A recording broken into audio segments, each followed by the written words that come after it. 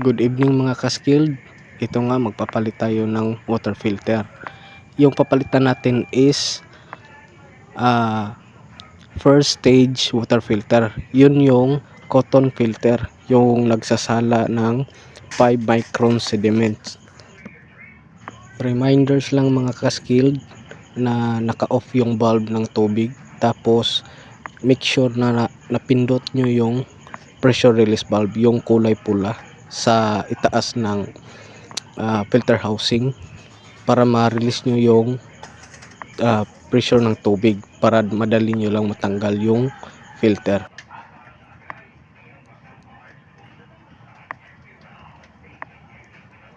At ito nga, natanggal na natin mga ka-skilled.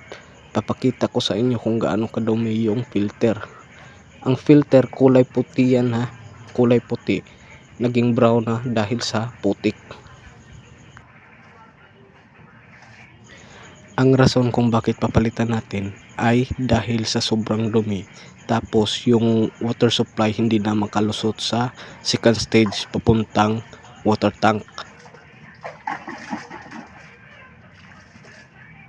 Linisan muna natin yung filter housing bago natin ilagay yung bagong filter.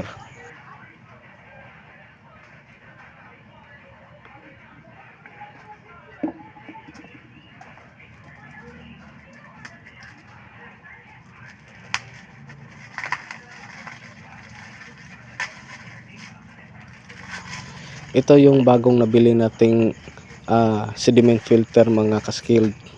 So ito nga, isasalpak na natin.